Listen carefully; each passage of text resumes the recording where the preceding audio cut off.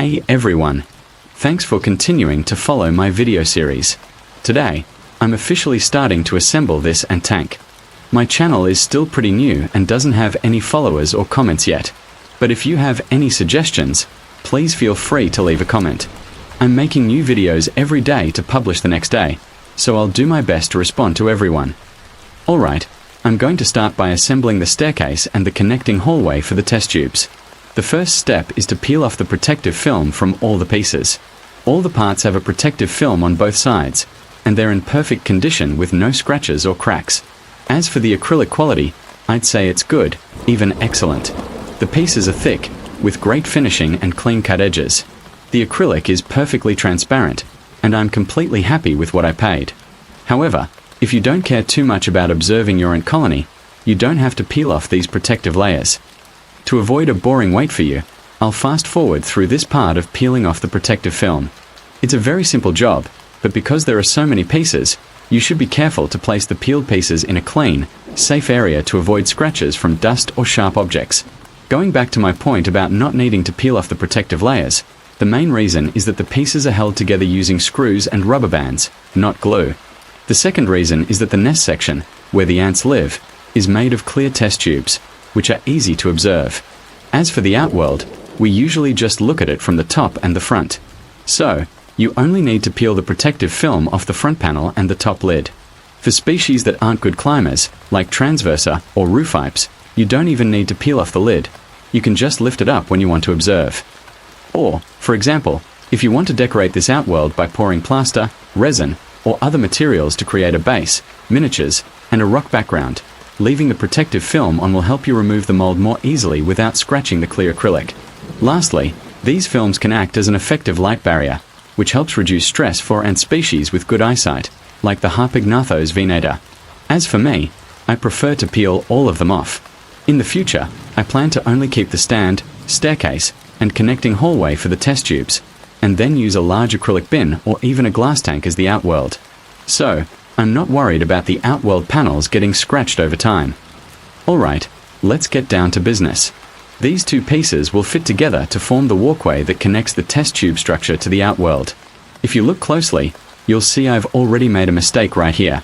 For some reason, the screws aren't all the same length. A few of them are a bit shorter. I'm going to let gravity do its job and hold the pieces together in order from top to bottom. The entry cover plate, the entry plate, the left side panel of the outworld, and then the staircase plate. Note that the serrated part of the staircase plate should be on the bottom to help ant species that aren't good climbers get up and down easily. Next, I'll add the hallway panel that connects the two test tubes on the same level, placing it below the staircase panel. This is where I made another mistake. You'll notice that all the panels have one rounded corner. Make sure all the pieces are facing the right way. The next panels, in order from top to bottom, will be a round door clip, the yellow acrylic panel with rubber gaskets to keep the test tubes from slipping, and finally, another round door clip. That's it for the staircase system and the connecting hallway for the test tubes. As you can see, it's at this point that I realized the problem with one of the shorter screws. It doesn't go all the way through the pieces to screw on the bolt. Okay, now we just need to hold them together and tighten them up. Finally, it's done. What a satisfying feeling. I think the combination of yellow, black, and the clear panels looks really nice. What do you all think? Let me know in the comments. For those of you who like to customize things, I believe you could easily take these acrylic panels to any CNC shop to have them cut new pieces based on a design you like. Maybe in the future, if the colony gets big enough, I'll upgrade this system to 9 or even 12 test tubes. For the two side panels of the outworld, the manufacturer has already included 2 small holes for connecting expansion tubes, or for a passageway so the ants can move from an old tank to a new one. Don't forget to use the provided rubber stoppers to plug them up. Next, we'll assemble the feeding window. The feeding window is made of 3 pieces that fit together from top to bottom: a large cover plate, the stainless steel mesh plate, and at the very bottom, a small cover plate. All 3 pieces are cut into squares and have 2 pre-drilled holes for the screws. We'll use 2 plastic expansion screws to connect them together. Once assembled, it's pretty sturdy and fits snugly onto the top lid. Alright, now let's set that aside and finish peeling the protective film off the bottom plate, the side panel, and the front panel. You just need to fit them together using the pre-cut grooves and braces, then secure them with the included rubber bands. It's very sturdy and doesn't require any glue. The manufacturer included a lot of spare rubber bands, so if any break later, we can easily fix it.